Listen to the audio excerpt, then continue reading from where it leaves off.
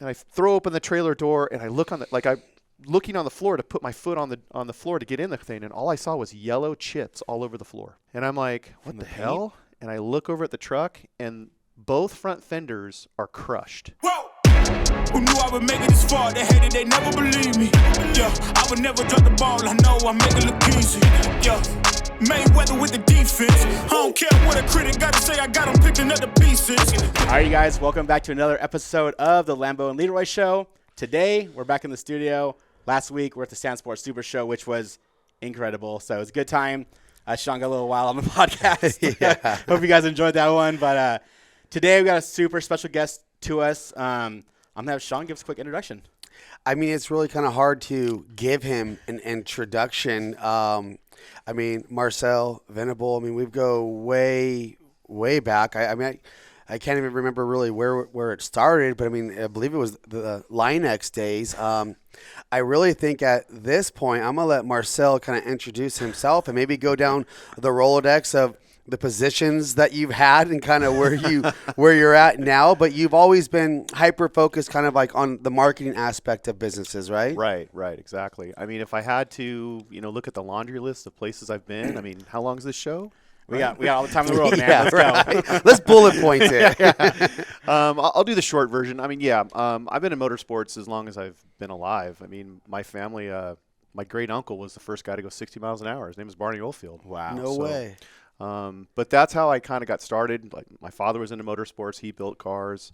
As my parents broke up, my mom went back after a car guy. So, that guy was the head of Nissan Racing Technology back in the 80s. Wow. So there was a lot of stuff that I grew up around racing, and I grew up around motorsports. Yeah. So, I mean, you started out basically, you were born into the motorsports industry. Pretty much. I mean, the sad thing was I wasn't a driver until my 20s. So you would figure that, But you didn't get your license till you were in your 20s? No, of course not. Of course not. Yeah. No, I wasn't like the kids today. I was beating on in DMV's door. Yeah, come on. Let me in. Yeah. So same way. But no, I just got into racing early and got into cars, and everyone asks, well, where'd you learn your talents? Well, that's the necessity is the mother of all inventions. I wanted a cool car, so, started sanding floors or whatever the hell, a dojo would want you to do, right? Yeah, exactly. Any way you get in. Yeah. Well, I mean, like, you're like a man, I mean, you're like a jack of all trades. I mean, when it comes to working on vehicles and stuff, I mean, you are very familiar with paint, body work, fabrication, swaps, and then like you create the project, but then you also know how to go ahead and market it and get the exposure and push it out there. That again too comes just from growing up around motorsports, where you see guys that are racing and they've got to, ask for money, basically. If you're a successful racer, you're asking for money. Yeah. If you're an unsuccessful racer, you're just a rich guy that's spending money, right? Yeah. So pretty much most of the time, you've got to promote yourself. You've got to promote what you're doing. You've got to promote even maybe the class that you're in or the style you're in. I mean, I'm not just a racer. I build a lot of other stuff too. I build, a lot of truck stuff is what I'm kind of known for. I wasn't really a mini trucker growing up, but I've had a few mini trucks. I've been mostly kind of a Chevrolet, kind of C10 or a full-size guy my entire life. But, even that stuff, you've got to promote that scene too, because you can't just leave it alone and be like, I'm the guy with the coolest truck. Yeah. Well, so what? I mean, don't you want to be with your buddies and hanging out, right? Well, and that's what it really was like back in the day when we first met. It's like the truck show scene was more than just an opportunity to sell parts and market a brand. It was a time where everybody kind of got together and hung out. Right, yeah. Talked trucks. Kind of like, when we go to the desert or go to the lakes or stuff, like you see your friends and family there and you hang out and talk whatever you want. And that's how like the truck jam days and those things, like rolling in late, because if you rolled in late, you got the closest spot to the stage because they built from the back forward. Like, that it was rad. Now, so for the viewers and listeners who don't know and are familiar with Gibson and some of the vehicles that we've used for some of our shows, we had a lowered black and gold Chevy C10, which was kind of dubbed Foxy Cleopatra, right? True that. That was Marcel's creation. That was that truck. I mean, we got a lot of play out of it, and it really became a very popular truck. Didn't you guys break a world record with it? A burnout. Well, that's right. We attempted to do a burnout record on the Hot Rod Power Tour. Right. Yes. Okay. Did they get that? Huh? Did they get the world record on that? We missed it. No way. And then Australia, I think afterwards, Wow. then doubled down Well, on figures. it afterwards. I mean, Yeah. we see all the videos now. I mean, they're That makes sense. pretty much burnout queens. But Yes. that was actually sketch too, because we're sitting there and we have, it's not our truck, it's a badass truck, and that truck was parked, 6 inches away from a wall. against a K rail on a drag strip, Right. and you just gotta light that thing up and go. Thankfully, I mean, it had plenty of power, plenty of torque. It had no problem spinning the tires. broke it loose It right had quite away. the opposite of keeping the tires stuck to the ground. Well, that was when it was naturally aspirated. Right now, Foxy Cleopatra's got a 410-inch LS that was built by Peter Guy that has a 78 millimeter precision turbo on it. Wow. So it went from when you drove it, it was probably about 600 horsepower. It's making about 900 horsepower. now. Oh my God! And it weighs nothing. Yeah, it weighs nothing. I drove it once to pick Chance up from school with the turbo on it because we built basically an appropriate exhaust for Yeah. it. It doesn't, utilize any of our mufflers or anything. Literally turbo, Appropriate exhaust. Right, yeah. like a 45, another, maybe a 60, then a 90, and then boom, right out the Wow. fender well, right in behind the tire. Just a big 4-inch. I mean, it So is so rad. It's so gnarly. Well, and still the- gold? no, it's not. So I actually ended up putting that thing into a wall. Oh no. So to fix it, I started to look at it, and I was like, well, do I still like gold? That's true. Time to change You it know, up. so I stripped it down, and kind of the Foxy 2.0 came out of that Rad. deal. I think he kind of was, getting over the fact that everybody thought it was a Gibson truck and it wasn't a Marcel truck. No, the most hilarious thing shit's about on it. this is the best thing. The most hilarious thing is, I've grown up around Sean and his family and stuff like that, but his youngest sister, Summer, doesn't really know me too much. Yeah.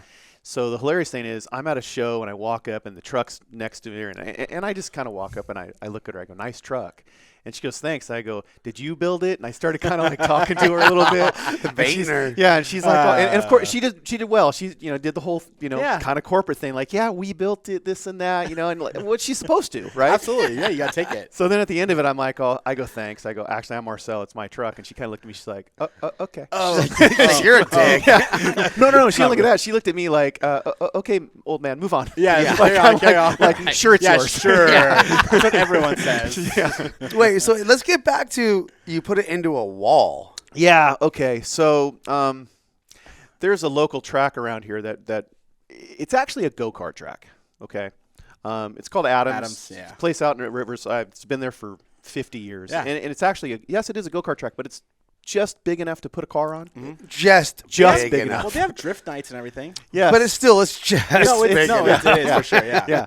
So, I went out there for a time attack night, and we were just, kind of cruising around and just getting information, basically. Yeah. Not really, trying to run it hard or anything like that, but just had a good time.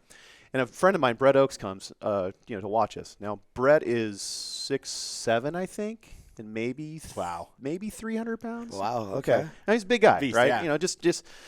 He's NFL size. All right. So he said, "Hey, take me for a lap around." I'm like, "Okay, jump in." So of course I jump in, and I'm still in kind of race mode from warming up and doing my laps. So I'm not really thinking about. I just added 300 pounds of ballast to the other side. Now, are you trying to drift it or just good times like Just a go-kart? good times. Yeah, good times. Yeah. So I'm going around the track as I would, and I'm following my same lines, and I come around this corner, and I lost it. Oops. I mean, I really did. I admit Just it. I ran out of talent. Ran out of talent. Completely and I tried to save it, but again, it being a go-kart track, there's not a lot of room for recovery. No.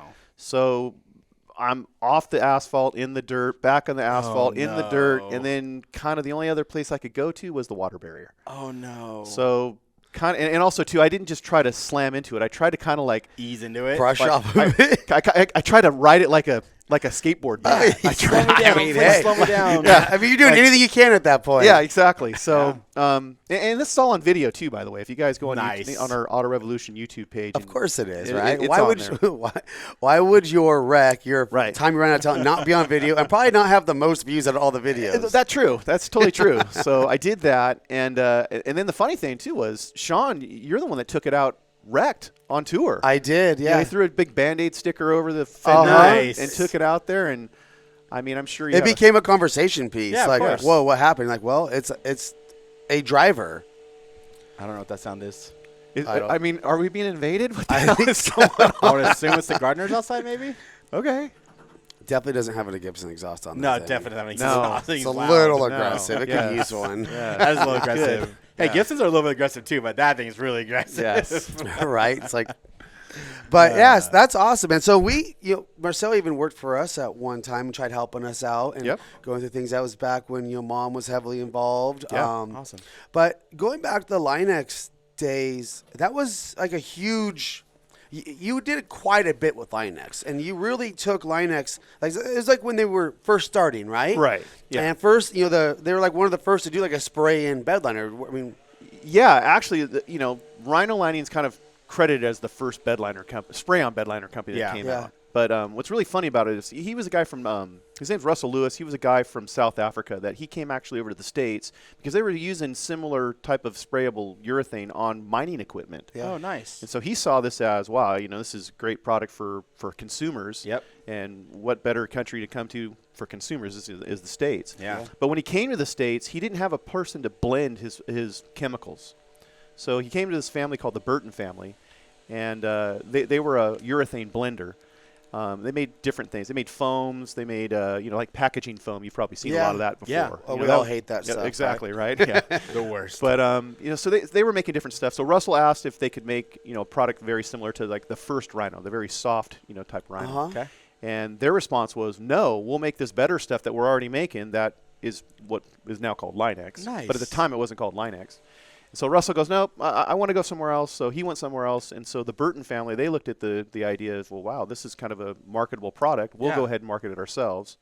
Wow. And they called it Linex because they couldn't figure out, there were so many different things that you could coat with this product that it was kind of like Mad Libs, like, fill in the whatever you wanted Linex. Linex, okay. yeah. Right? So that's why it's called Linex. That's so crazy. That's awesome. So we can credit them for not having to dodge the plastic bed liners anymore on the freeway. Oh my exactly. gosh, right, man. exactly. Yeah. I had one of those fly flyouts. out. Yeah, I had to fly out a couple times actually. I Did think. you? Yeah. You lost one on the back of your Yeah, truck? on the freeway. I was actually going to the off-road expo.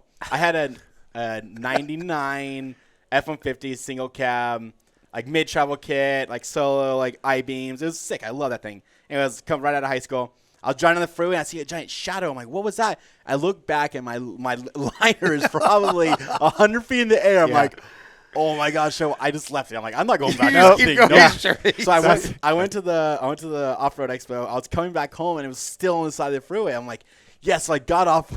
Did you pick it up? Yeah. Yes, you did. I threw it. Oh, dude, I was a broke high schooler at Right? that point, man. Right out of high school, I was like, I threw it back in, and I was like, cool. And it flew out again one more time. I was like, I'm done now. I'm not going back for it. Yeah. It was like later on. It was like a couple months later, flew out again. Now, Linex, didn't they do bowling balls? I thought you said. Oh, or man, something? yeah. Well, that was the thing. Working at Burton, they did all kinds of things. Because, again, too, they didn't just make Linex. They made, over 600 different formulations of foam and urethane materials. So it was kind of strange to, like, you'd walk in there sometimes, and there would be, okay. We'll try to keep this a family show. Yes. Okay. So castable urethane is basically that's what it the name is in the same saying. So if you want to cast something, like if you wanted to make a mold or if you wanted to duplicate something, I think I know where you're going with you would this. basically pour or dip something into castable urethane. Okay, and then once it dries, you could pop it out, and you'll have a mold. Okay. So everything from prosthetic hands to other type of body parts are made. They make basically kind of a mold out of this urethane. So back in the day, there was an adult entertainment industry that came to us and asked us if hey, is there any way you guys could make kind of like a ballistic gel kind of to replicate body parts of the female anatomy and also the male. Oh wow! But the interesting one was the female anatomy, which we had a person come in to be casted. No way. And I swear to God, guys, everybody in the place was like breaking down the door to be like, oh, hey, can I help? Can I help? Can I help? I bet the R&D team was super stoked. R&D team, yeah, they were super stoked. So in other words, so they ended up, they took a mold from this woman. Yeah. And they produced a torso because this was a test, right? Wow. So the torso was, and that's just what it was, a torso. So it was legless, armless, headless. Yeah. So it looked a little creepy, and it was green, right? That's the other thing. Because the color of the urethane was green, urethane, right? okay. Yeah. So this, of course, it was the Martian lady, right? Yeah, of course. And there was a certain guy, and it wasn't me. I'm just going to flat out say that. But there was a certain Protect guy. yourself. There was a certain guy that worked with us. I'm going to leave his name alone. And he said my dad would get a kick out of this because his dad was a like a surgeon or something. Connoisseur of it. Well, that's what. So he claims his dad was a doctor, and he goes, "Oh, my dad get a kick out of this because anatomy, this and that, to show like Please how." take it home. So he goes, can we take it home? So we're like, okay. So he takes it home, and about a week later, all of us are like, so is your dad done playing with it? Because I mean, Are you bringing it back? yeah, you bring it, or do we want it back? Actually, no. You keep that one. You keep that What's one. its name? Have you named it yet? Right, have you named it yet? Do you have it like propped up? Does it put lotion on its skin? I mean, so yeah, there were some wild things that we saw during Linux. So now fast Insane. forward. Auto Revolution. Yes. Explain to everyone what Auto Revolution is. Well, Auto Revolution really is a content site. It's something that actually my partner and I, Jason Mulligan, who was the former editor of Street Trucks magazine, which you guys are probably familiar with. Yep.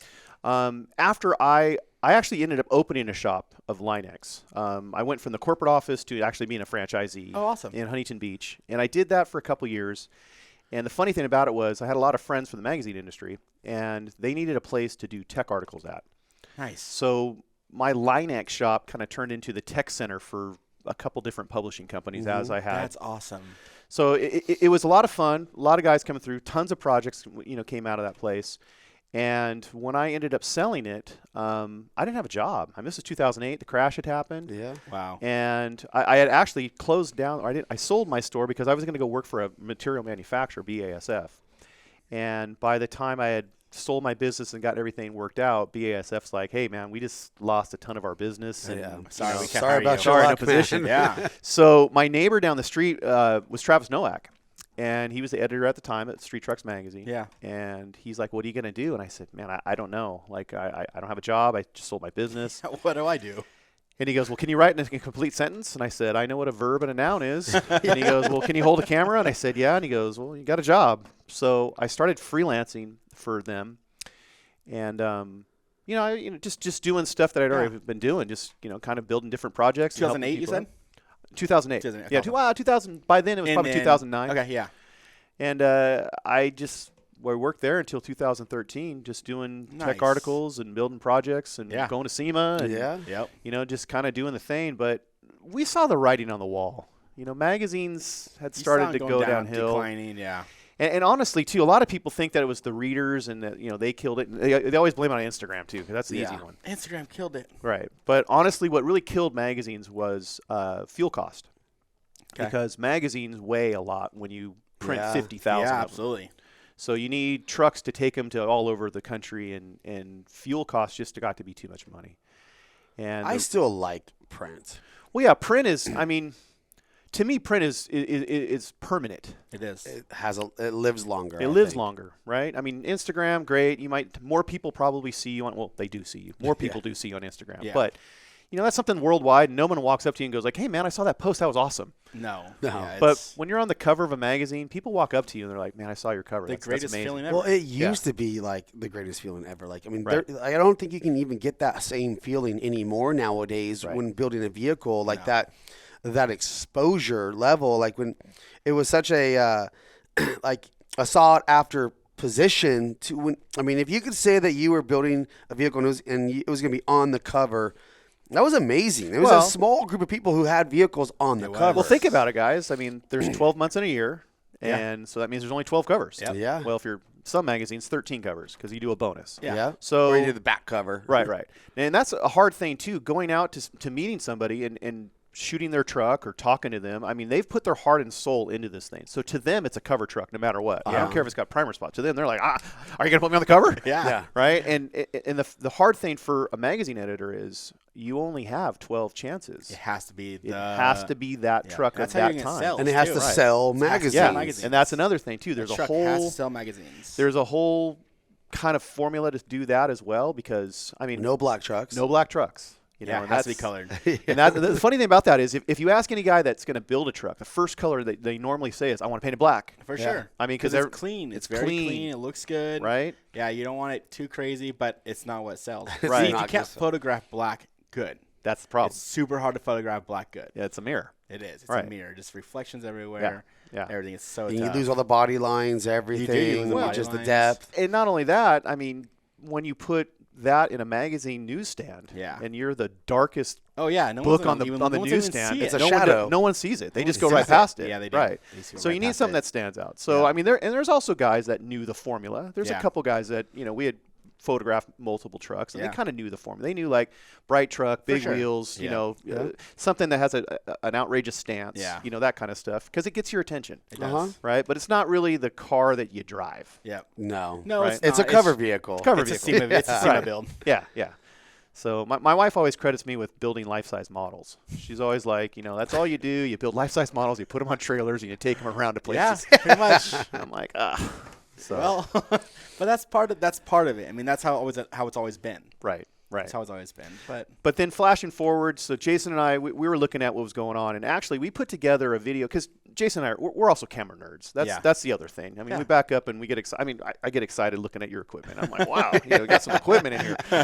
But the fun thing about that is we were getting into video stuff anyways. So we decided at the time there was the 25th anniversary of the CK truck. Yeah. And we said, let's do a little video and just kind of talk about what these trucks were like. And at the time too, CKs or OBSs, I'm sorry for the new listeners. Yeah. They weren't exactly the popular truck, back in 2000. No, they weren't. They weren't. 2011. Yeah, they They weren't at all. That was still something that was kind of like, eh. So we did this video and it was well received. Put it on YouTube, and that was also new to us. And we came into our publisher and said, look, hey, this video's gotten more views than we've sold magazines. Wow. And it's selling our magazine well. We Yeah. should do more of this. Yeah. And he said, guys, we don't make money off of electronics. We make money off of paper. Wow. So I quit. Did you? You're like, we're out. I'm like, Here's the middle finger. I'm out. Yeah. and also too, I remember going to SEMA that. Jason, it took Jason a little while to pull him away. Yeah. And also too, we were trying to pull our buddy Brandon Lilly away, and It's scary, man. Yeah, it was scary. Those guys had good jobs. They had great they had great positions. jobs, What yeah. year is this? This is at that time it was 2013 coming Okay. into 14 because it was 2014 SEMA show.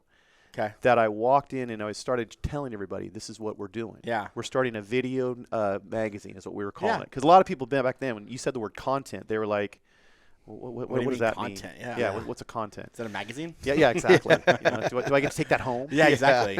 So, we said, we're going to start this video magazine. And people looked at me and they're like, you quit your job to do this? Are you dumb? I mean, that was seriously the reaction of the people that, You're like, 6 well, months find ago. out soon. Right, exactly. Well, let's see if I can.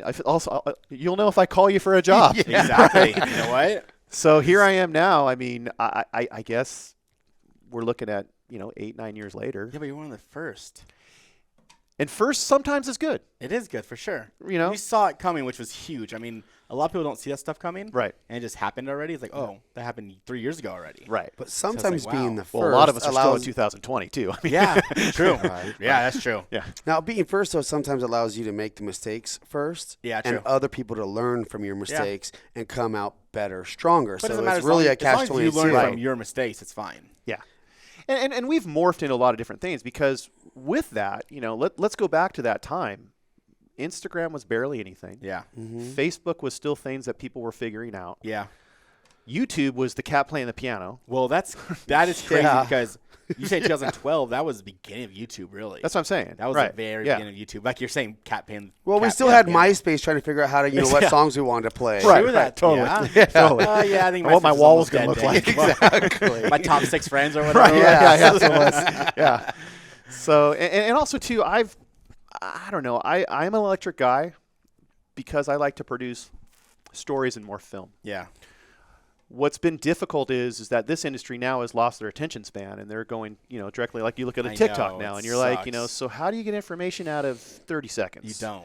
And then also too, so then try to be a content service and try to go to like a manufacturer like yourself and say like, hey, I can produce content for you. It's only going to cost you double of what it used to cost in a magazine and you're only going to see it for 30 seconds. Yeah. And people just kind of go like, I don't get that. No, they don't. Get Right? it. And especially the people that are writing the checks. Yeah. Because they're looking They're at the this. hardest one. They say no. They say no. It's not worth it. Where's the ROI on this? Yeah. And you're like, well, you have to kind of trust this. Just let it play out. But it's like- also the Yeah. same process that you were being sold on with print. Exactly. Like, hey, here's print, and there's this many people that should see it. Right. But we don't have proof And of that. we hope. So Yeah. the only way you might be able to measure your success is with a specific phone number Right. or a specific web link because to gain traction. How many calls you're getting from it. Well, and this was the hard thing too. At the end, and this is part of what I saw. I remember sitting in a board or whatever you want to call it, planning meeting, Yeah. and they were talking about, okay, how are we going to attack the electronic market? Because at the time it was about selling websites and selling like a banner ad. Yeah. Right. yeah. And Linking so everybody had to link they had to together. link to it, right? And it never worked. Yeah. It never worked No. because I mean, none of us. My mom still Links to like this that. day says our website's not doing good because we don't have enough people linking to us. Yeah. I always the commercial, the Facebook commercial was like, that's not how it works. I unfriend you. I love that commercial. Yeah. But so that being the problem, people didn't get electronic. So I remember being in that meeting and they go, okay, we're going to sell them this way.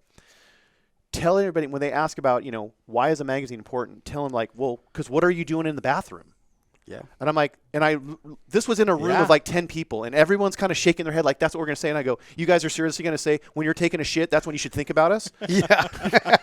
And they're like, and they kind of thought about it. And I was like, oh, that's not a sales pitch. That's Yeah. no way to give anybody some value to say like, next time you're in the bathroom, What are you doing? But the funny thing about it is that now the phone has turned into the magazine in the bathroom. You're on exactly. So, and I joke around. I always call the bathroom the Wi-Fi lounge because everybody's, like, It's true, though. Where'd Sean go? Oh, he's yeah, in the I was Wi-Fi gone for lounge. 30 The minutes. Wi-Fi lounge. And I just, to me, that was not a good thing to go to somebody and say, trust in me in your advertising. Yeah. Because someone's going to be on the toilet. Yeah.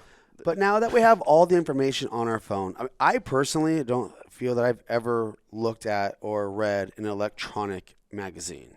I don't think I've ever flipped through the pages of the PDF or anything. Have you? No, and see that, and there's been a lot of companies that have tried that, and I give them a lot of credit for that because honestly, it kind of made sense. Yeah. I mean, we used to turn a page, so Yeah. why wouldn't you scroll a page? It's hard though. It's different though. Well, It but is. we used to Yeah. turn a page and grab the centerfold, cut it out, and put it on a wall. Exactly. We used to take the pictures and the photographs because you had nowhere to get it, and you would go in Well, in there high school, you and put it in take your something binder, you from know? it.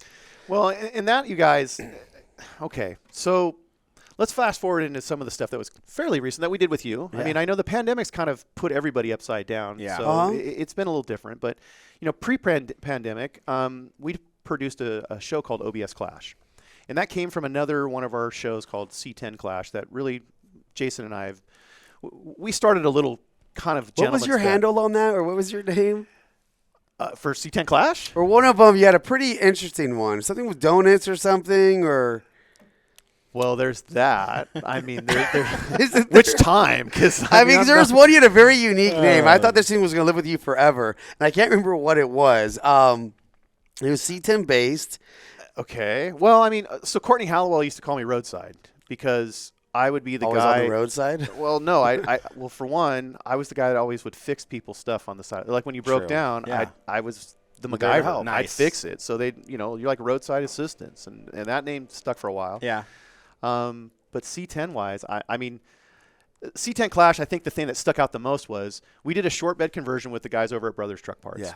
And when I was finished with it, we put a brand new bed on it, and it was great. We went to test drive it, and by my house over in Fullerton, there's a big railroad track that when I went over the railroad tracks, the bed actually fell off the back. Oh my gosh. So, and it's I mean, again, check the YouTube channel. It's C10 No Clash. way. You can see like, and the bed fell off, and of course too. I mean, Wow. you got to roll with the punches with that one. You That do. was like stupid Marcel right there. So you just kind of have to just go, hey, Well, you're like, it and happened. here's guys, Here's guys, what it this is. is why it happened. Right. Here's what you don't do. Right. And you got to play off of it for sure. unless Yeah. you want your bed to fall off, Yeah. Right. you do this. Yeah.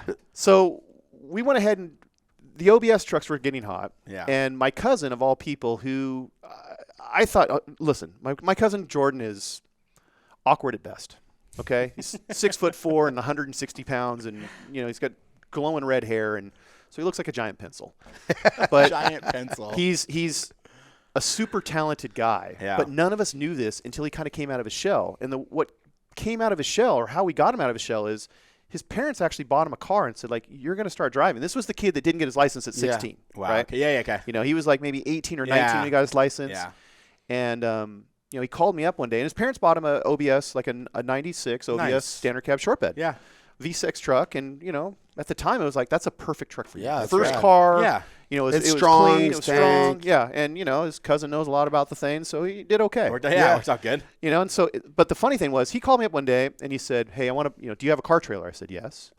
And he said, "I need you to go with me to buy a car." I said, "What car did you buy?" And I can't even imagine. This kid went from video games, Yeah. no cars, nothing, To 1 CK. to 1 CK, and now all of a sudden he's a car guy. Yeah. Right? What'd you get? So I'm like, okay, I'll be over your house in a little bit. Yeah. So I show up and we jump in the truck and we drive over to this guy's place, and he bought a Datsun 510 with a SR20 motor in it. Sick. And I kind of look like as I'm pulling Like, up. why? Well, no, I'm looking at the car and I'm looking at him and I'm like, where did you come up with this? Yeah. Like How this did you doesn't settle even, on this one? This doesn't make any sense at all. Yeah. You've had no influence on these cars, and all of a sudden, And all of a sudden, this you is got it. Datsun. Yeah. And his answer was GTA. Oh, wow. No way. And I was like, okay, well, that's a little different, That makes sense, right? though. Yeah.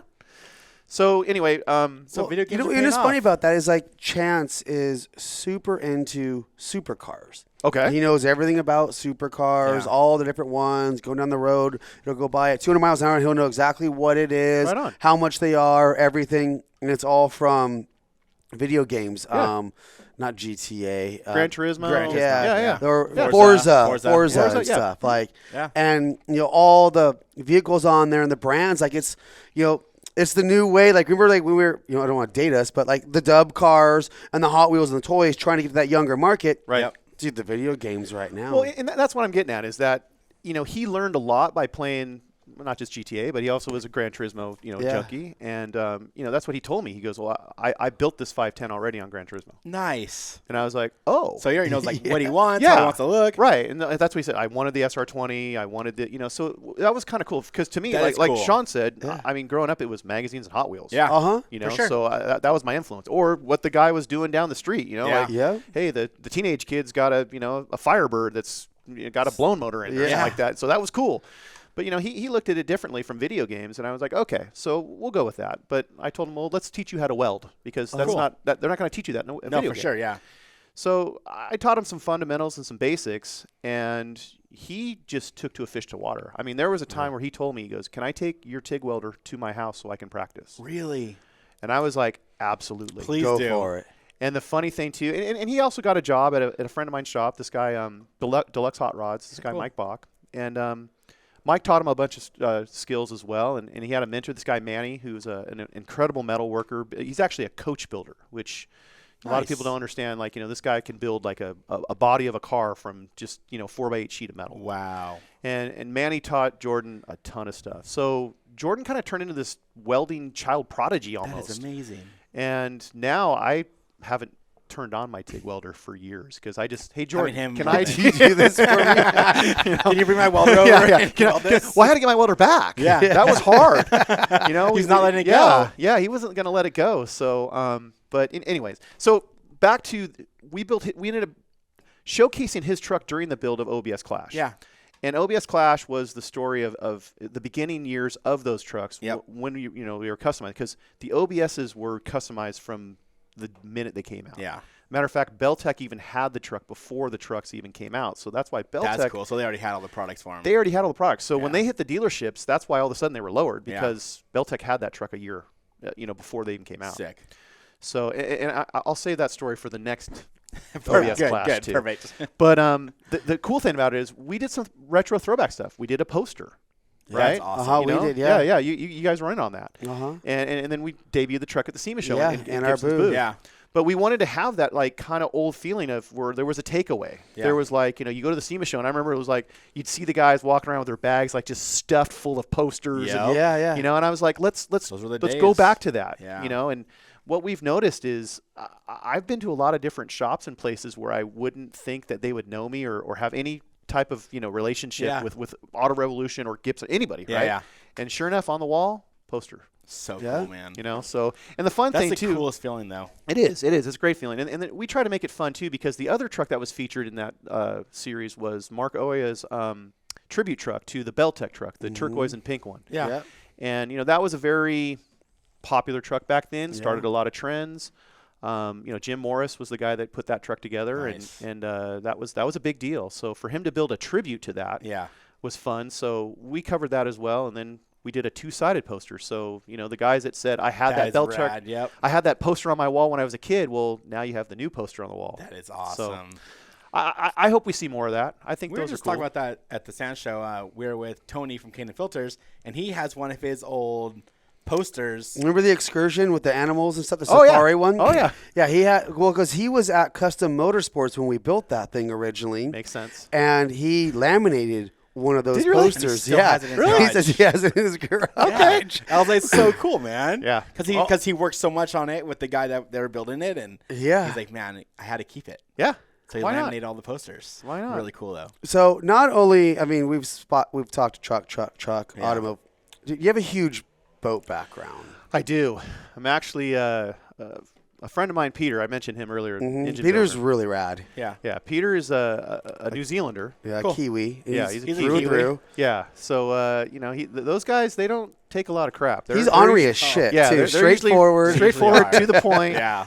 Which you get love and done. appreciate. Right, right. Well, you got to get used to it. Yeah. You definitely get used to it because there's times where when we call him Sybil, when all of a sudden Sybil comes out, there might be a little time, but he gets over it. It's not good. Yeah, but we won a couple championships before. Actually, so we used to What race. championships? Okay, so we used to race what were called Grand Nationals. Yep. So Grand Nationals are 19-foot semi V-bottom Yeah. boats that most people saw when they were growing up.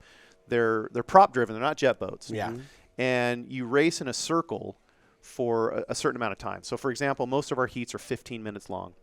But there are a few races, like there's a race coming up in next month in October called the Parker Enduro. Yeah. And that race Which is still huge. it's still huge, and that race is 3 hours long. That is awesome. So it used to be 9 hours long. It did? Yeah, Could originally you it was imagine 9 hours 9 long. hours? That's Wait, so going in much- circles you had on the Parker Strip for 9 hours. Yeah. And you have to pit for gas, right? Oh yeah, yeah. That's amazing. You got to probably pit for a lot of different things at Yeah. that point in 9 hours. Well, that's the whole thing. Do they pull do you have the boat dry out? Like, docks that's you pull them crazy. up Yeah, on? how does that work? No. You pull up on your trailer. Yeah, pull out of and the water. You have to pull it out of the water To to fill fuel it, it. yeah. And now the rules, there's a 15-minute window now. So if you pull off for fuel, you have to be on your trailer for 15 minutes. Oh, okay. Well, that's kind of cool because it kind of forces you then to check other stuff as far as That's what safety, and that's why. everything. That's why. Like, Yeah. And make sure you don't spill fuel all over the place. And Just so you're not in a hurry. yeah. Yeah. That's cool. Because there's been so many guys that have been in, an accidents happen Yeah. because they're in a hurry. Like Cool. Yeah. you're trying to fill a boat with fuel next to a course. hot set of Catch fire, headers. yeah. And you pour gas. Okay. No, we for know. sure. Yeah. Sketchy. So the idea is calm down. Cool. You got 15 minutes. Everybody's going to have to take That's a pit. smart, though. That's cool. That's right? actually smart of the Yeah. series to do. So and of course it's been going on since the 60s, and there's been some greats that have been in. AJ Foyt, That's was in awesome, the Enduro. man. Vic Edelbrock drove in it. How rad. A lot of guys did a lot of this stuff, and that was like the big heyday during Yeah. the 60s, 70s. Yeah. By the 80s, things had calmed down a little bit, and by the 90s, it was kind of only the guys that we all kind of knew together. Yeah. Right. But boat racing is kind of coming back. It is. The Enduro is still a big deal to win. A guy like myself who built what's called an inboard, which is a car-based engine going into a boat. They Yep. call that an inboard. An inboard hasn't won the Enduro in 35 years. Really? Yeah. Wait, All outboards? All outboards. no What? way. Yeah. So That's crazy. Well, and, outboards are so nuts nowadays too. They're so they're nutty. getting even harder and harder to beat. Yeah, yeah.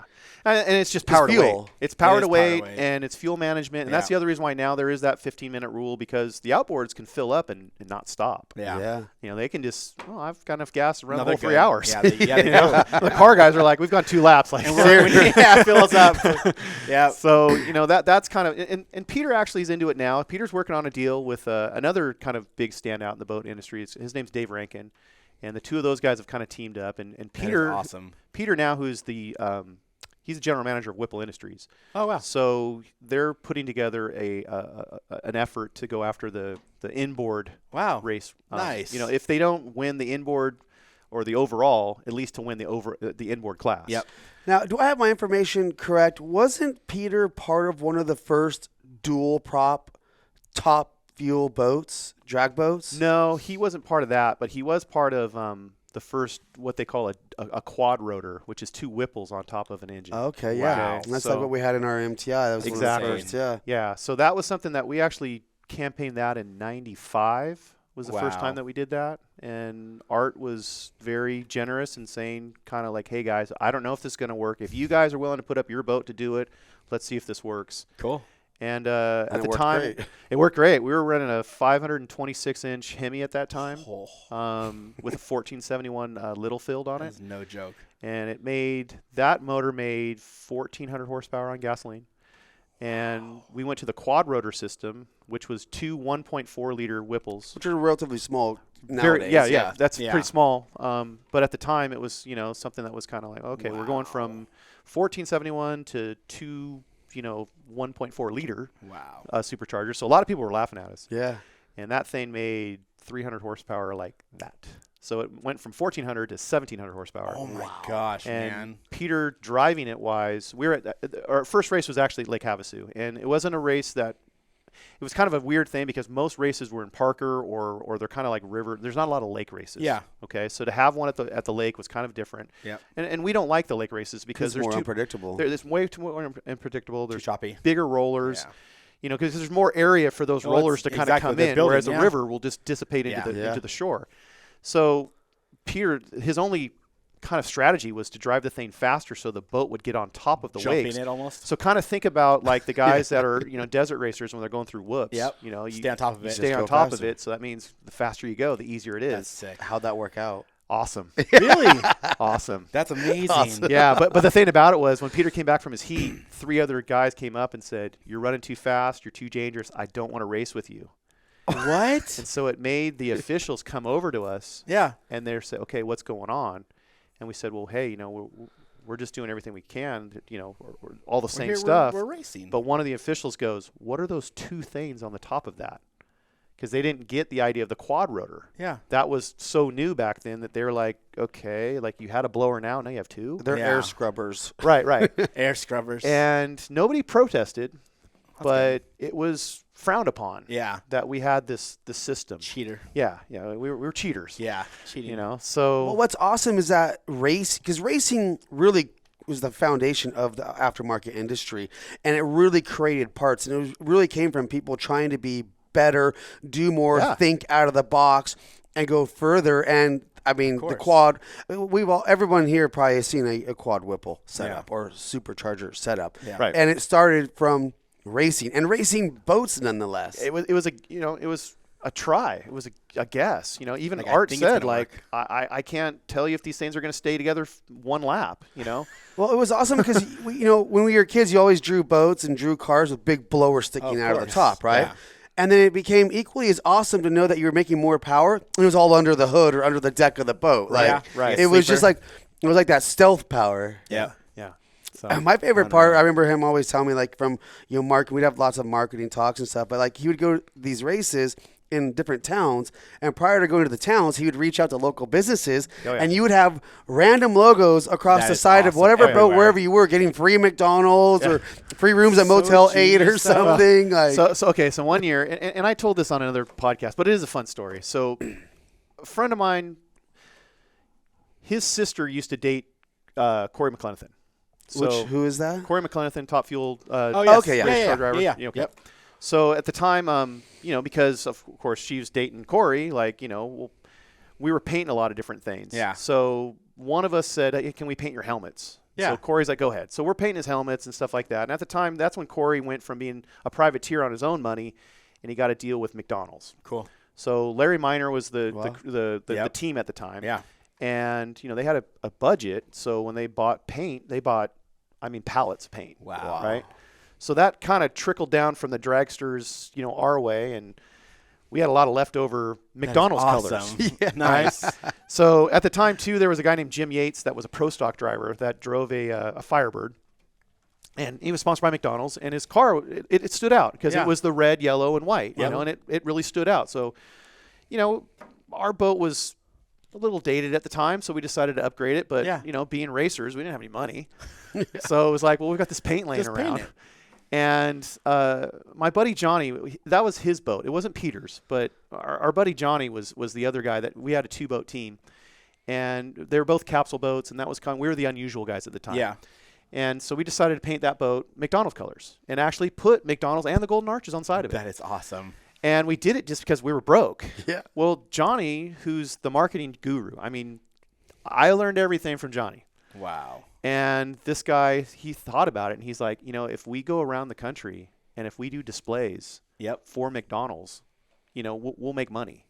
So, and all of us kind of joked around about it, and we're like, yeah, right, sure. Johnny, you're, you say, snake oil salesman type thing. Yeah. So we're in I think we're outside, because it had to be the Decatur, Illinois race is what I remember.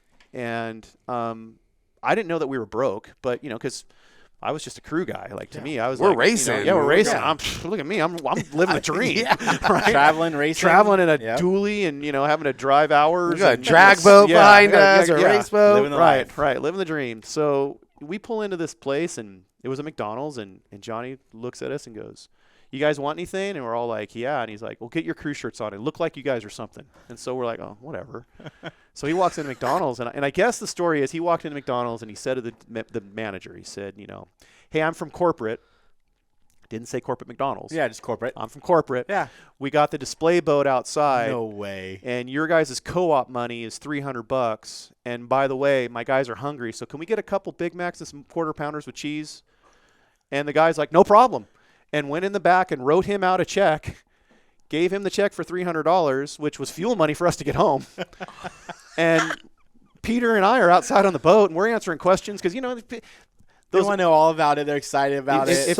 If you got a boat or if you got a car that's got a blower or something sticking out, don't ever try to go to a gas station or a McDonald's, because someone's going to talk to you for 45 minutes. Yeah. Right? Of course. And so we already are picking up kids and putting them in the capsule, and that is awesome. And the manager walks out, but the manager's like, "Oh my!" He thinks this is legit. We got crew shirts on. The boat says McDonald's. And he's stoked. There's kids already in there. There's a crowd kind of coming, and he's like, "Oh my God, this is awesome!" Yeah, and to me, I was just like, quarter pounder cheese, because yes, please. I hadn't ate I'm hungry. Right, I'm like, I hadn't eaten since yesterday. Extra fries, Yeah. please. Can I have? So I'm talking to people throwing food down, and I thought that was the greatest thing ever. And we got in the truck, and deal. and Johnny's like, "You guys ready for the next town?" And we're like, "What?" Yep, let's go. Because we're going to get the $300 at the next town to keep it right. moving. And we did it. We went over the whole country doing that. Wow. So you've been in the automotive industry aftermarket for a long time. What would you say are some of the key moments that stick out in your mind that are memorable for yourself or something? Wow. There's got to be a couple of strong moments where you're like, wow, I didn't expect that, or whoa, this. I mean, whether up or down, what's one moment you go back to that kind of keeps you in the industry? Because I know you've had your foot out the door many times, and you keep getting pulled back in. They keep dragging me back. There's got to be something that just one moment that's just damn, you keep searching for. Well, I mean, here's the thing too. It's a little late for me to be a banker. Yeah. Right. I mean, to change careers now is a little silly. Yeah. But at the same time too, my career had to change. If I would have stuck to the get out of high school, do your 4 years of college, get your degree, apply your degree into this industry, I'd be out of this industry already. Yeah. So because what was marketing or let's just say advertising from the 90s to now is like saying, I'm going to push my car instead of drive my car. Well, it's gas lamp LED. Totally. Yeah. Totally. So I think that's what kind of keeps me is I want to know what's next. Is what kind of keeps me in it. Yeah. And I'll get frustrated as hell and be pissed off and say I'm going to quit this and, I'm sick of this shit. And then I'll see a kid, I've got a kid across the street from me, and I say kid, he's 30. Yeah. But he bought an OBS and saw me working on it. And so, of course, he eventually came over and talked to me. Well, he didn't eventually came over. They were lighting off fireworks, and his firework came down to my front yard. And because of the drought, oh, no, my grass is dead. Yeah. And it started a fire in my front yard. So I come out like Mr. Wilson, yelling hey kids, get off my lawn. Yeah. Right? And I didn't know. And look at me, too. I think I'm a superhero. I'm 51 years old. I'm yelling at 6 30-year-olds that could clearly kick my ass. Yeah. And I'm yelling at them like I'm going to fight him. Right? Yeah. I'm like, you sons of bitches, put this fire out. And, what the hell are you doing? What are you thinking? But what was funny was I didn't look over them to see that 6 guys were working on an OBS truck. Nice. And that's what keeps me back. You're like, well, okay, put the fire out. What are you guys building No, over that's there? what it was. And then I'm like, what are you guys up to? What is this? And the guy that lived there goes, hey, I grew up watching you across. Because let me back up too. I am the garage rat. To me, even when we were doing magazine stuff, I didn't like the fact that people had a tech center. Yeah. That to me sounded corporate. Yeah. Right. And I You just thought wanna about do in the garage. I'm the guy growing up reading magazines myself and thinking like, how can I do that? Well, I Yeah. can't do that if I'm looking at it like in a full-on center with every single snap-on tool in the world. Well, Yeah. of course you can do anything, right? So even in the magazine, we try to make everything down home. You know, and I even said, if we can't do it in the driveway, we can't show it in the magazine. And so my neighbor, Eddie, which it's kind of funny, his nickname's Eddie Lokes because he's always wearing sunglasses. Nice. So Eddie Lokes, I'm like, what are you doing in that truck? And he goes, look, I grew up watching you. And I'm like, what do you mean? He goes, this is where I grew up. Like, I'm like, oh, you've lived here your entire life, and I didn't even know him. Wow. Oh my God. And he goes, I've watched you build all of these different trucks, and I want to do what you do. How awesome is that? And I was like, wow, okay, well, don't do it the way I did it, but you know, let's do some stuff together. Yeah. So that's what's been fun is that I get to work with younger people. I get to see things change, and that I think helps my business because I look Absolutely. at different ways that these guys look at it. Yeah. You know, to them, they don't know what a magazine is. Yeah. You know, when I said I was a magazine editor, they're like, okay. Is that like a newspaper? Cool. Yeah, they like kind of looked at me like that's not even a job anymore. Yeah. What are you talking about? You know, Yeah. but then Stuck back and in the day. and then of course when I'm pulling out magazines to show them, they're like, okay, they're Al Bundy, like, exactly. Polk High. Cool. yeah, like wow. So I guess half of it is staying current is what keeps me in this. And the challenge. The challenge of doing that too, and but also too, things have changed, guys. Like you can build a car in your driveway now. Yeah. And we talked about this last night. I talked about with a few of my friends about what's the difference between a builder and an assembler. Because a lot of vehicles, if you think about it, and going back to my wife joking about life-size models, Yeah. well, let's take a C10 right now. If you have a 300-piece Craftsman tool set, Yeah. you can put together a C10. Well, Yeah. and there's a lot of these things like, Or built, assembled. not. There's like the Yeah. built, not bought type of thing. Yeah. But, I mean, even if you went and purchased a Roadster shop new CK chassis, which is, I mean, a work of art. It's Right, totally. badass. You still have to assemble it, put things together. There's still fabrication. You still have to use your mind to put it together the same way you would use your mind to fabricate a shock tower. Right. Like there's a same process. Well, hold on a sec here. Because and the funny thing, from the conversation even last night, we thought of it as a construction thing. So are these people more general contractors where you order a chassis, you order a crate engine, you order an interior, and you put it together? Because that's what a general contractor does. Yeah, exactly. The general contractor doesn't come over and build your house. He doesn't do the plumbing. He gets the doesn't subs, Yeah, everything. He gets everybody. But at the same time, it's not a bad thing because even a general contractor will get the best of the trades Yes. to put in there. So True. same thing. Yeah. If you're a guy, depending on your budget, right? Because that's really what it comes down to. Absolutely. If you have the budget, you could assemble or build Yep. a fantastic vehicle. Yeah. It could be a C10, it could be an OBS, it could be a Just get the Camaro. best of the best. Yeah. Right. Or you have the custom home builder, which builds one home a year or something. Right. It's certainly you pay the price. It takes the time. Right. And the big question is, though, is that custom home any better than the general contractor's home? Right. Exactly. Yeah, it doesn't. It comes down to budget. Yeah. Right. Or even And what some you're looking skill. for too. And what you're looking for. Yeah. Right. What you want. But then you look at let's look at the builders of this industry, the guys that said, okay, that's a C10 truck, and I want it to lay on the ground, but I want it to also pull a G and a skid pad and do this. So I'm going to have to engineer a chassis to make that. Those are builders. Yeah. Yeah. Okay. And same thing in the engine building world, where you have a guy that says, are you an engine builder or are you an engine assembler? Yeah. The difference is the guy that, like, let's look at Pat Moosey. He's an engine builder, right? Mm-hmm. He's had the skills to go through the combinations to get to the right number. Yeah. Yeah. So what happens, people will come to them and say, I want to make 1,000 horsepower. He'll say, okay, to make 1,000 horsepower, you have to go on my recipe. Yep. Yeah. An engine This, assembler this, and this. is the guy that says, I have Pat Moosey's recipe. I'm going to assemble it. Yeah. Right? And then buy the parts from here versus them put together. Right. And what we also came to the conclusion is there's nothing wrong with either one. Yeah. Right? There's not. Because the same thing, it's kind of like, did Barry Bonds, he had to still hit those 700 home runs. Yeah. I mean, I know he did Either it. way, you still got to do it. Right. I mean, of course he looked like a horse, pawing at the frickin' plate, but he still had to have the hand-eye coordination to hit the ball and to make it. So he still did the work. Yeah. Right. Uh-huh. Now, And you still have the vehicle, or you still have the build.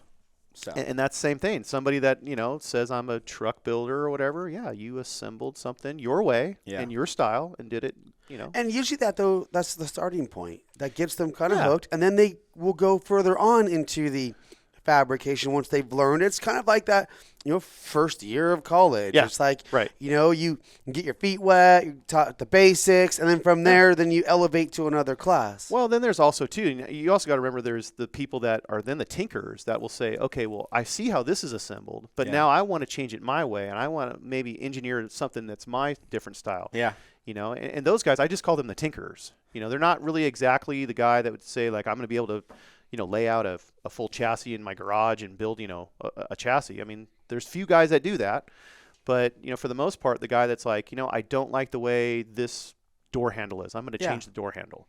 I'm going to change the style. And that's why cool. I think, I like too, that. That's a great deal, too. Yeah. 'Cause they're really – those are the guys that are into the industry. Right. But they aren't technically builders, Well, they're the restyle. I always thought that SEMA was fun. Restylists. SEMA always has a way of putting people into a category. Yeah. And so they put that into the restyling guys. Okay, that's cool. Right? And that makes sense. Yeah. And there's been a lot of guys like, think about the OBS trends. There's been the people that have restyled those, the smooth roll pans, the smooth front The bumpers, street scene stuff. street scene stuff. Yeah. Right. Those were the restylers. Yeah. So that makes sense. So If you were to take a guess, how many project vehicles would you say you've had your hands on? wow. Just a guess.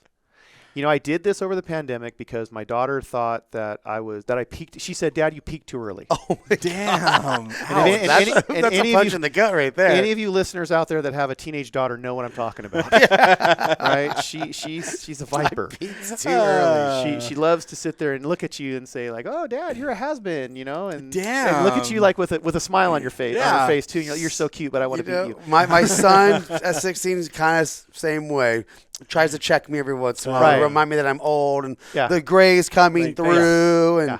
Just remind him it happens to him too. That's what I told him. Exactly. I go, this is the future, bro. Yeah, Check it out. Yep. Be prepared. Yeah. Yeah, it's so funny because we were the same people back then. We were. yeah. I'm like, We were the Totally. same kids. Yeah. Well, shit. Look, 50 was like, dude, you're ready for Geritol, right? Yeah. Or you're ready to croak over. Now I'm like, I'm not that old. What are you No, talking I'm about? good. What are you talking about, dude? I'm solid. Yeah. So I feel good. So, okay, my daughter, she was saying, you're an old man, this and that. She's like, what do you have to show for? And so, okay.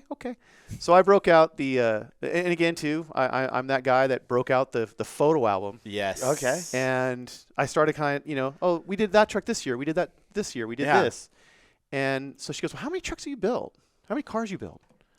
I said, I don't know. Like how many pictures are we looking at? Yeah. And she goes, well, and she noticed too that there was a theme. She goes, and I'm like, well, this was SEMA 05. That was SEMA 010. Yeah. Or that was SEMA. And she goes, well, how many cars did you build for SEMA? So we figured it out. In the from 1999 to 2019, I was involved with 20 different cars. Wow. So I basically took a car to SEMA every year. That's awesome. And That's so much work. it's a lot of work. And again, too, now I know a lot of people are like, oh, well, there's no way you built 20 cars. And, look, I didn't build 20 award winners. Yeah. Yeah. Right? 20 cars did go to SEMA. But 20 cars winners. And also, Yeah. I mean, that's something to be kind of proud of because a lot of people they'll go their whole life and build one car. Yeah. And then try to get it to SEMA. Or they'll even just try to go to SEMA. Yeah. There's some people that just want to walk around. Mm-hmm. And then there's the guys like me that are like, "What are you doing here? You don't belong here. Get the hell out of here. I'm trying to do business here." But leave. and that's the other thing too. I'm missing the theme of SEMA, where to me it's a business. I'm going there to talk and try to drum up business. Where to other people that are there, it's a kid in a candy store. Yeah. This is the biggest thing they've ever seen before in their life. Yeah. And it is impressive when you walk in for the first time. It's like, whoa. Right. You don't even know where to start. No, like, it's so confusing. You're not prepared. You're so lost. Yeah. Overwhelmed. Of those 20 vehicles, which one stands out the most? If you could go back and just do it again or keep one. get it back. Wow. If you could keep one, which one? How about I'll give you the story that'll make you guys laugh. So I want to know which one's going to make you cry if you heard that it got crushed. Oh, I have that. I had a 56 Chevy pickup that went to SEMA twice. The first time it went in 99 for Line-X. It was painted canary yellow. Wow. And 99. yeah, exactly. 99. Damn. He's like, you're old. I know, right? And I took a 56 Chevy pickup there. And I remember the biggest thing about that truck that year was American Racing had given me their first set of 20-inch torque thrusts.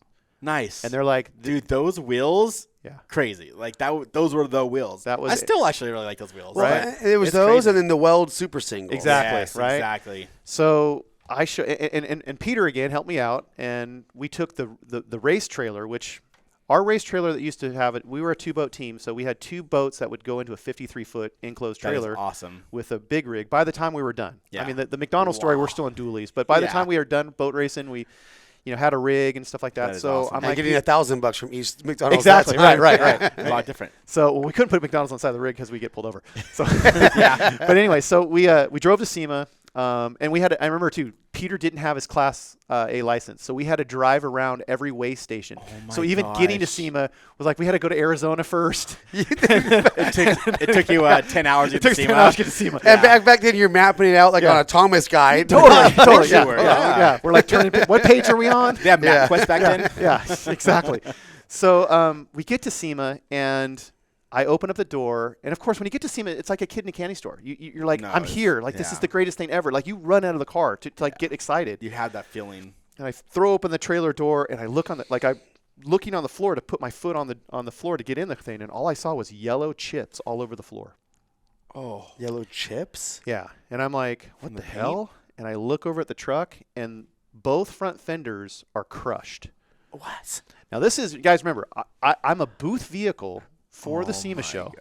Well, this is like the top premier, like, Especially at this time. Right. And well, the booth vehicles were everything back in the day. Yeah, and it was the thing, like, you used to keep, you didn't Instagram anything. You Yeah. kept covers over things. private. And it was Right. also equally as it was almost on that same level as a cover magazine. Totally. Yeah. You know, being on the cover and a booth vehicle was really that same thing. Exactly. Like your vehicle made it. Yeah.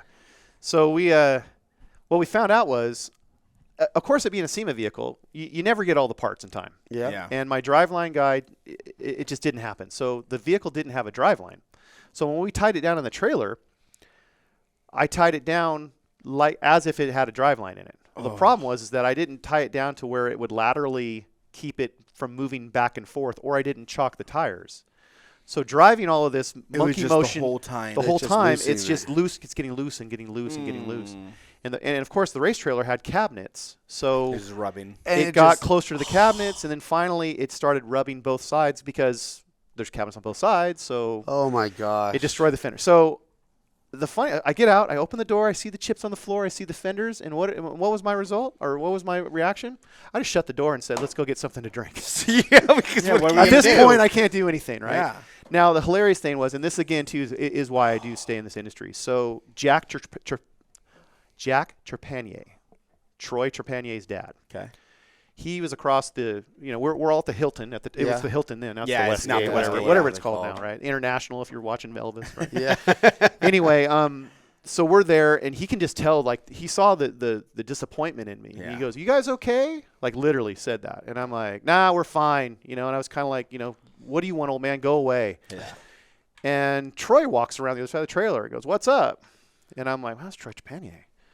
And I said, "Oh, man, truck inside there, just I hit something," and and he walks up, and he looks, and he opens the door. "Oh, wow, that's pretty bad." I'm like, "Yeah, thanks." Thanks, guy. Right? And he's like, "Oh, is that a booth vehicle?" I'm like, "Yeah." He goes, "What are you going to do?" And I said, "Man, I don't know. I'm going to go inside and get something to drink." He goes, "Well, you need any help backing it out?" And I'm like, "I'm fine." He goes, "Well, do you want to see what's in my trailer?" And I was like, "Well, what the fuck do I want? I don't care." I don't care. Right? I'm like, You're gonna show me how much better yours is? Yeah, and how it exactly. doesn't have Like, scratches? rub it in that yours is cool and mine sucks, Yeah, right? right. And so he opened up he goes, "Here, come take a look at this." And I'm like, "Okay." And so he opens up the trailer, and at the time, it was the car that he built that year was Sniper, which was a little Plymouth car that had a V10 Viper engine in it. Oh wow. And it was a big deal. And it Because kind the of Viper engines were really kind of relatively new at that they point were very too. new. Yeah, I mean, it was weird that he had Vipers were even had one. huge, yeah. Right. And that car was one of Troy's. I don't want to say it's the car that kicked off, because Troy had many other cars before that. But that's when Troy became like that super builder. That was the Nice. car that made him the super builder. Yeah. And he looked at it and he goes, I looked at the car and I was looking in the trailer, and he goes, "Man, I've been nervous since we left Illinois." He goes, "So I can't even imagine what's going through your head right now." And I was like, wow, if this guy who's this builder was that nervous about it, and and he's feeling bad for me, suck it up, man. Like maybe I should just start crying. I'm like, just so we went in there, and Linex was the booth that we had it in, and Linex comes in raw form in these 55-gallon drums that are yellow. So I just said, why don't we just put the 55-gallon drums a little closer to the car? Yeah, hide it. And then the paint was worn down to bare metal, so I took safety tape that's yellow and black. Yeah, and I made kind of like a design out of it, and no one ever knew any different. Really? Wow. They thought it was part of the They thought it was like part of the deal. So I kind of got by that one. That was the heartbreak story. Now I'll tell you guys the funny story. Brandon Lilly, he worked with us at Street Trucks, and he decided he wanted to build a truck. And Brandon was one of those guys that he was just a go-getter. Like he's tell me how to do this, type of thing. So he came over and he goes, "Hey, I bought a square body," and we're like, all of us kind of like, "You bought a square body? Oh, okay." Square. Yeah. Like, well, all right. So, he's like, I want to fix it up. So I said, well, sure, we'll build it for you. We'll do this stuff. So that summer we built his truck in my driveway, and had a bunch of friends come over. Harley Camarelli came over. My buddy Tom McWeeny came over. Obviously Jason, Travis. All of us. We all pitched in. My buddy Chris Grisali too. We all pitched in, and we built this truck. So again, it being a SEMA truck, I think we started in September, which is par for the course for me. Yeah. Most of these Last 20-year minute, things have Well, been because last minute. you still feel like SEMA just ended in September, and you're like, wait, I got to start thinking about it again Wait, already. well, No. Well, you want the vacation off from SEMA. Like when you're done with SEMA, you want to take 6 months off. So you're not going to start. All of us know that you need to start a project the day after SEMA. Of course, you're supposed to. But none you of us do it, and we wait for Labor Day and then say, "Oh my God, SEMA's in 3 months. We need to do this." SEMA crunch. Yeah. Right. So we put this car together, and many things happened at this thing. Like, for example, LMC gave us a bunch of parts, okay? And they gave us a bunch of parts on the premise that we would produce a video. So again, too, this is also I'm trying to get into the video. This is 2011. Okay. And we're trying to get into street trucks doing videos. Yeah. Okay. We still hold on to the dream. Yeah. And so LMC said, sure, let's do this video, no problem. So of course I got together with a couple of guys. We did this video, and it was down to the wire, guys. Down to the absolute wire. So joking around, the scene was my garage door rolls up and all of us push out the truck onto the trailer, and that was like the hero scene of us, then taking it to SEMA, right? Yeah. So my buddy Tom Like, McWeeny, dun, dun, dun. yeah, right, the whole reveal, Exactly. right? So my buddy Tom McWeeny, he's messing around and he pulls his genitals out of his God. pants and what's called a Texas bow tie. If you guys look it up, Yes. Yep. so he performs a Texas bow tie and starts to walk out and, joking with the camera, right? And so all of us are like, that's funny. And I look at the cameraman, I go, make sure that's out of the clip. And he's like, no problem. So we have to leave for SEMA. Oh, no. So we leave, and we're gone, and we give the footage to our editor. Or I'm sorry, the cameraman took the footage to the editor. Yeah. This is going to Street Truck. This is going to be played in Street Truck's booth during SEMA for the week of SEMA. Just loop it all week. So our editor, he has no idea. He gets it at like 11 o'clock at night. So no one's giving him notes like, hey, leave out the ball sack. Oh, my God. So we go to SEMA, and now this is the other funny thing, too. We were behind. We were really behind on this project. Really behind. Behind to the point where I brought my rotary buffer to the show. Oh, my gosh. And when the truck was outside in its place, a friend of ours brought his generator from his house in Vegas, and I was polishing the car outside the SEMA show. Well, I don't think people really see, like, even it's probably still irrelevant now, but back in the day, it wasn't just the vehicle still getting the final touches. It was the boost, the companies. Right. Every single aspect of SEMA was still being performed the day of. And that's why it takes like 3 days to set up. Because you're still trying to just get all this stuff in, whether it be flyers, print, anything. And then like in 6 hours, things gone. It's gone. So it was like, right. I know. It's like, how did it happen?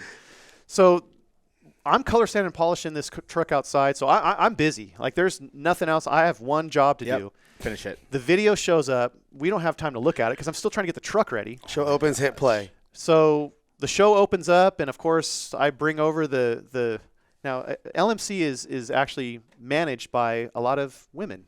Okay. Right? Of course it is, Yeah, right? No, exactly, right? And Becky Long is, she's the owner of the company, and she's hired out a couple, different women to, run the company. And they're great people, and at the time, they were very great to us. Yeah.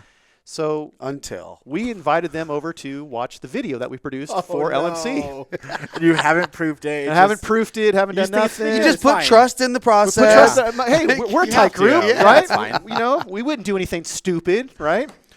So sure enough, we're playing this video, and all of a sudden I look down, and the only thing I can see is Tom's balls. Does everyone else notice it? No, and so the horrifying thing for me is I see this, and I know exactly what it is. Yeah. So And then you look. and I look at them, You're like, and all three women are just smiling. Just totally like, this is the greatest thing we've ever seen. And I'm just like, and now the best thing is, so I go from that, and I look over at my buddy Tom, and my buddy Tom's already doing the, I'm going to dip out. Already my balls. Yeah, he's already like, oh, shit, I'm in trouble. So now the best thing was, They let it play? In total fashion, we just said, well, they didn't notice it. Let it ride. they didn't notice it. They didn't even notice it. Did no one No notice? No one noticed it all week. Shut up. So we were even walking around telling people, hey, did you see our video? Yeah, it's And- great. And people are like, yeah, man, it was awesome. We loved it. And I'm like, bet you did. No way. Did the whole week. And I love that. So it just became like that massive inside joke that was just hilarious. completely the did. best thing. So it was just ball jokes all week long. Totally. And that's, hey, if you guys run into Tom McWeeny Customs Inc., Yeah. just walk up to him and call him cowballs. Cowballs. That's What a mess, awesome. dude. Oh, I feel like we could probably continue going on and on and on. Auto Revolution, how can people find that? What can they see? Yeah, check us out on YouTube. Obviously, just dial in Auto Revolution. Yeah. Also, too, you can watch our content on Amazon Prime. Cool. Okay. And check out OBS Clash. That's our latest one. We're working on possibly doing another one. How often are you guys releasing? Well, we were releasing at least two. Every episode would come out once a month. Cool. But with our next project coming out, we'll probably try to duplicate that. But Nice. I need to Anything- twist the arms of a couple different sponsors. So Hey, give us in there. Yeah. Hey. yeah. I might know someone at Gibson, Yeah. but, their budget's maxed out for the year. Well, good thing it starts next year. You're fine. That's 23's already done. Yeah. I always like that. Like, we've met our budget for the year Yeah. at SEMA, which means I don't want I don't want to do anything. that. That's what it is. Yeah, I'm pretty much sorry. telling you is no. Yeah, we're pretty much maxed out. Yeah. So yeah, check us out, and we'll have a lot more. For you. Anything new and exciting you want to, kind what's of coming put up? out there, coming out? Also, too, you guys might want to check out if you guys are in a podcast, check out Car Guy Confessions sure. with Yeah. Jeff Smith. Oh, yeah. Awesome. That's a fun time. If you guys want to learn about engines, obviously Jeff Smith is the small block guru, Yeah. and the former Hot Rod Magazine editor and Carcraft editor. So you'll learn a lot too. Wow. So check That's the that out as coolest, well. though, man. I love that. Yeah. Are you guys releasing weekly on that?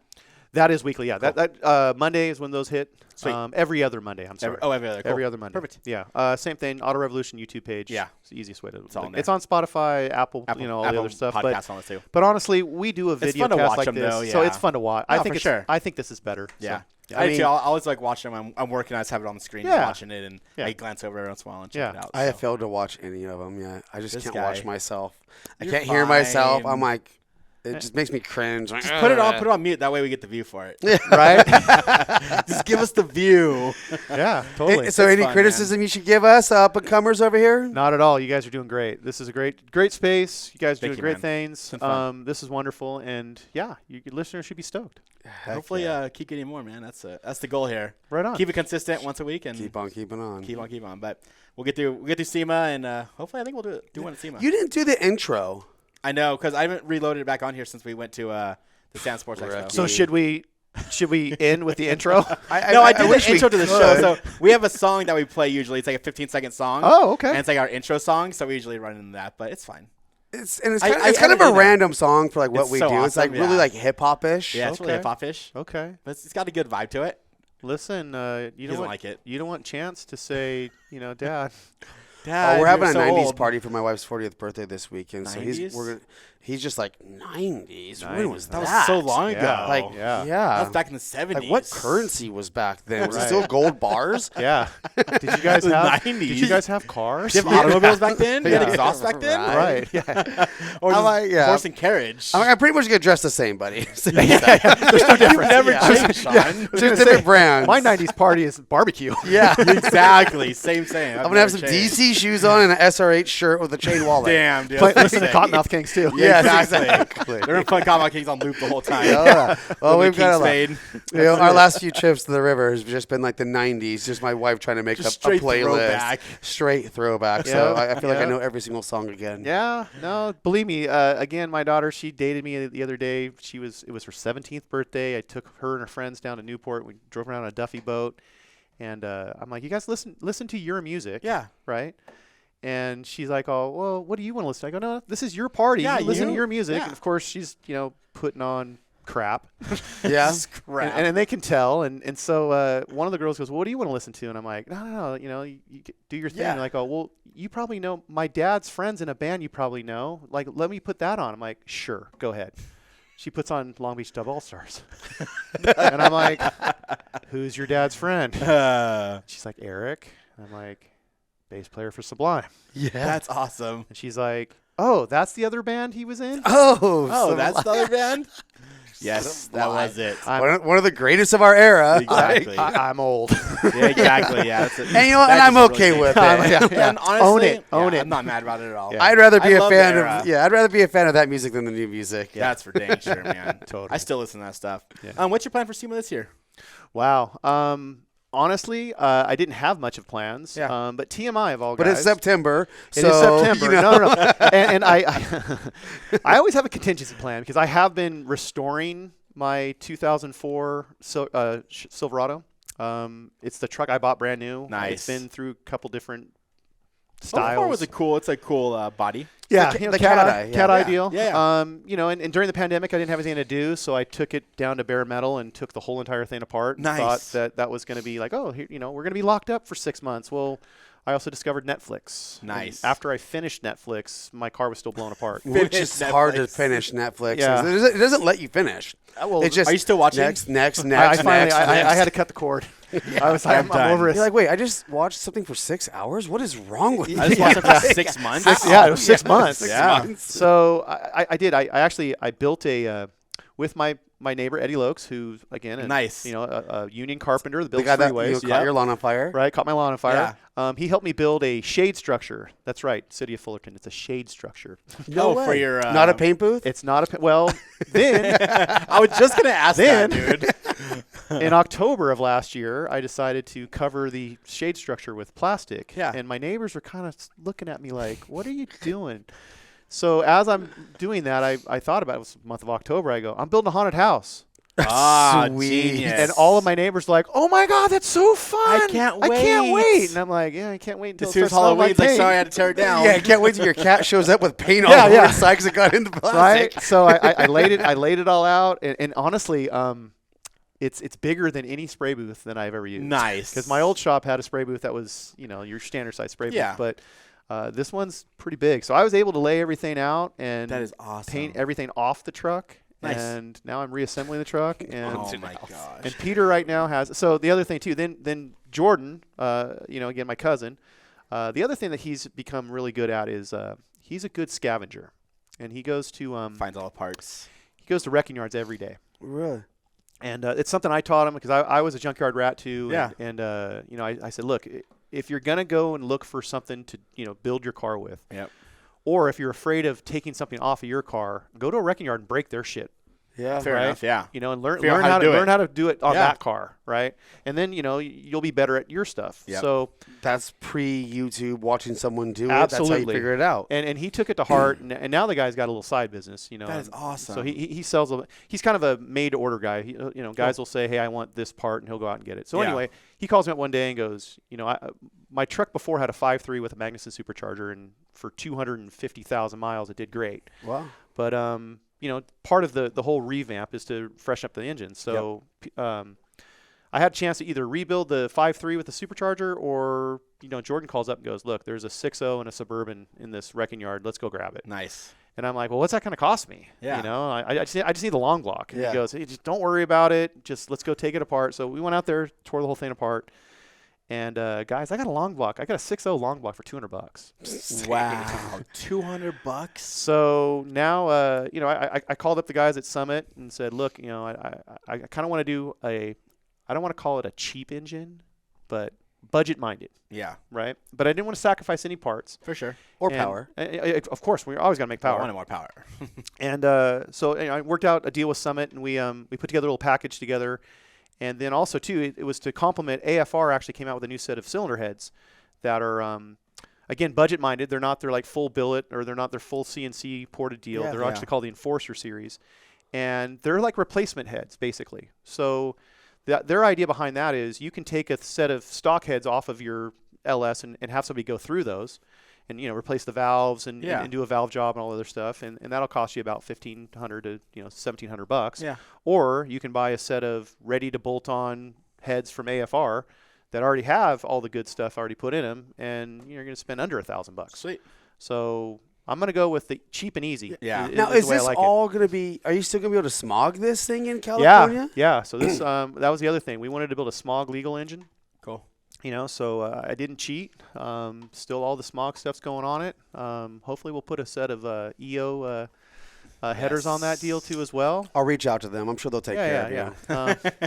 But I'll have to fill out the paperwork. Yeah, definitely. Better fill out that. Go to the website, Yes, fill it out yes, first. Gotta go to the yes. proper Right. channels. And for all of you watching, Julie does look at all of them. Yes. So. She does. She But does. but yeah, you know, it's just something that I'm looking at. I'm looking at what Eddie Lokes would do across the street. Yeah. Yeah. If he bought this truck, what would that guy What would he do? That's cool. You know, and hopefully I want to.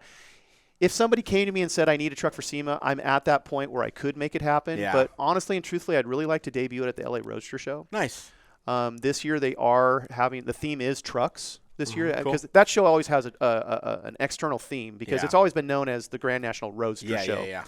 But they always, like last year, it was like Volkswagens. But such a, it was Volkswagen last And year. then, like- So are you building this in kind of like a hot rod where the full painted chassis done top to bottom? Yep. Is it going to be, you know, bagged or coilovers or? So I mean, hydros. Come on, nobody does hydros anymore. Bring hydros back. Well, wait, you're talking about the '90s. So Yeah, We're right. throwing it back. I still want hydros on something. Yeah. No, actually, I'm running a KP 6-link in the rear for suspension. Okay. And the front suspension right now is Beltec, but it's a spindle and a spring.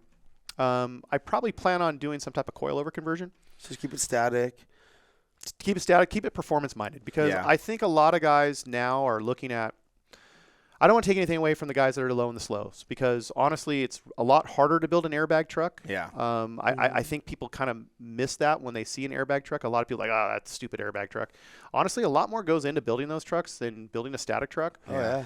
But I want my static truck to perform a little better, and it is a crew cab, so I'm asking for a whale to, you know, wear.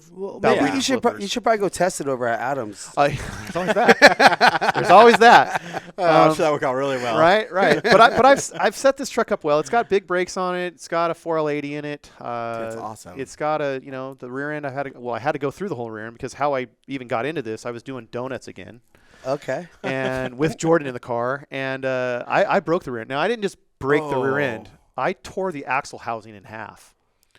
So it was Wow. one of those, like, tow truck home, had to dolly it off the tow truck, that kind of thing. And that's why, like, when the pandemic hit, like, no parts. Yeah, no, you couldn't get Can't anything. go anywhere. Yeah. Oh shoot. So I'm just sitting on my Like, hands. well, let's just tear the whole thing apart and then. that's the problem. It was one of those, Throw like, everything else off of it. I was like, what are you doing today? What are you doing today? Let's Yeah. take my truck apart. Oh, sure. And, now Really it's nothing else to It's always so much more fun to take it apart than it is to put it back together. Well, and now I will say this. The good news is, across the street, my neighbor has a stock 04 crew cab. So the greatest thing about it is if that you don't know where a bolt's I don't know where it goes. I just go across the Oh, street that's and I smart. can fish the bolt out and go, oh, hey, there's where that one goes. There's where it goes. And I've kind of taken my neighbor's truck up a little bit apart too, but I've had to put that one back together because he drives it every day. 'Cause he drives it too. Yeah. So it's kind of one of those, I got to find this bolt. Where does this go? And he'll walk over and they're like, half the top of my motor's gone. Be like, don't worry Yeah. about it. Don't worry about it. So you may be taking a vehicle to SEMA, depends on what happens. I might be, but like I said, if the Roadster Show makes a lot more sense. Yeah. And I think too, it'd be fun to see the different types of trucks that are, because again too, like when they do those themes, it's not just what's current. They'll bring in, like the Volkswagen thing. They brought in a car that I actually drooled on when I was a kid. this car that I built. My first car was a Volkswagen, and I built it off of this car. Well, I got to actually see that car in person for the first time ever, and that was something I saw 35 years ago. Yeah. In a magazine that I kept, and I did the poster thing. I so tore it cool, out man. and put it on the wall. 100%. And when I saw that car, what I loved about that was it didn't change a day from 1986. Nice. So I got to give that guy props to saying like he stuck with it, and kept the car as a museum piece. Rad. And now he's able to share with it. So I'm looking forward to that in the truck thing because what are they going to bring out? Are we going to see some random truck that we haven't seen for 25 years? True. Chris Coddington's got a truck right now that his dad built almost 40 years ago. Wow. And that thing's going to be there. Dude, that show's just next level though every year. It is. It really is. So I'll say it's probably one of the best shows around. You've been at SEMA for a long time. What's your thought on, so we got, Mike up there, Spagnolia is the president now. Right. I mean, if anyone's going to do some good things for us, I feel like he could or would at least try. Yeah. What do you, my opinion, and it's easy for me to give my opinion because I don't have to make the decision or deal with the consequences of my opinion. Yeah. But my opinion is it'd be like that one time you open it up to the public once a year and they come buy direct from manufacturers, and that's like talk to the manufacturers once a year and let it be a public show. What are your thoughts? I think SEMA realizing that. I think that for years, guys like myself, I've been against inviting the public in because, again, too, I'm there for business. It's like if I came to someone's business and said, I want to talk to everybody in your warehouse and take up all of their time and get nothing done today. Well, and that was because back then that was really the only time you could do that business. Right, exactly. And now, because of electronics, we're able to talk to people and connect with people more often. So the SEMA show has kind of taken on a different viewpoint. Like it is now time to be a consumer show. Yeah.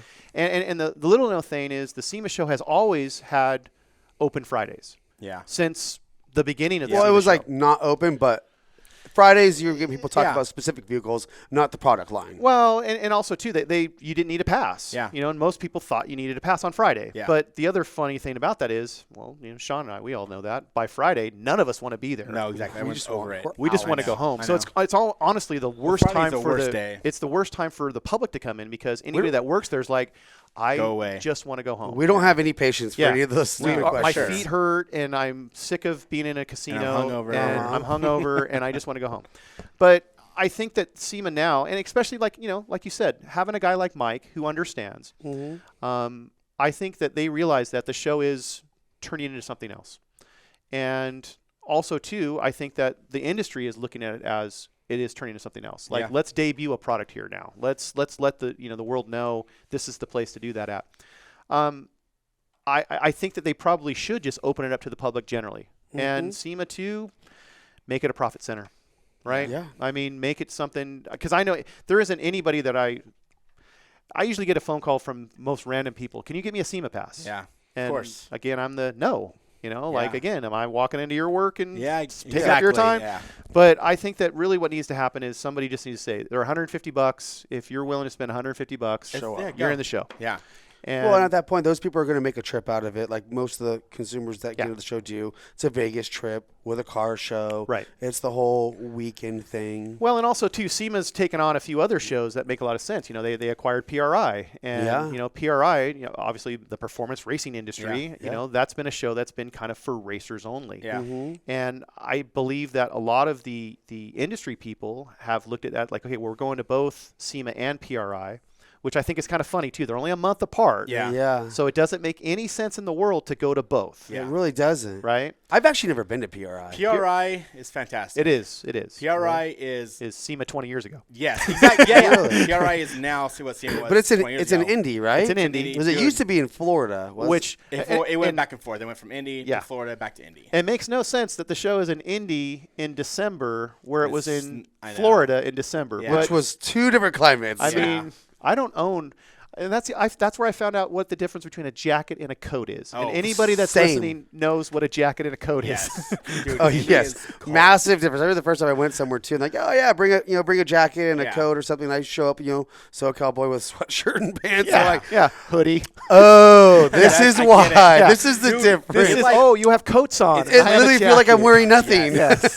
Dude, it's so cold it almost hurts. Like Yes. it's crazy. But last year was my first year at PRI. It was incredible though. Like, It is. It was a very very awesome show. And I think that if this is really going to go on, the thing that makes the most sense is guys like myself that are going to SEMA for business, go to PRI. yeah. Guys that want to go to the biggest car show on earth and Yeah. see the latest and greatest, go to SEMA. Yeah. And everyone's still going to get Yeah. along. But if you are a racer and you're trying to go to talk to people and find out new products for racing, Yeah. go to PRI. PRI. But now, as a manufacturer, let's say we're at PRI, we have a booth. Am I just getting hounded with potential sponsorships the entire time? Let me, as a former racing manager, Yeah. let me tell anybody advice that you're out there listening that write down notes like, what's that show called PRI? I'm going. Yeah. Yeah. Okay. So PRI, if you're going there to seek sponsorship or to seek parts from somebody, don't bring your proposal. Yeah. Don't walk up and waste everybody's time because you are number 562 that I've seen today Yeah. that has a proposal, that For has sure. a race car, that you're a great driver and you got a great season ahead of Yeah. you, and there's so many people that are going to see me. Ask for my business card Yes, and talk to me later. and talk to me later. Exactly. I agree 100%. Right? Yeah. That's the Yeah. place that you network, get to know people, Yes. shake hands, Go to dinner. dinner, Yeah. even too, just to find out who's the decision maker. Yeah. Right? Or Just to meet the people. That's all it is. Meet the people. Get in front of the person, meet them, and then talk to them later. But So don't we shouldn't go there and try and sell advertising for our podcast, then, right? that's the other story. Again, get my business card. Yeah. I'm not sure we're gonna be able to cancel those plane tickets. Damn. See, I would go How about back. the drink coupons? Yeah, those are the best. Though. I'd go back because it really is an awesome show. You get a lot done there. Yeah, you get a lot done there. Meet a lot of great people, and networking though. It's probably the best networking show there is. It for is. sure. But is it laid out? Well, they've just built like a new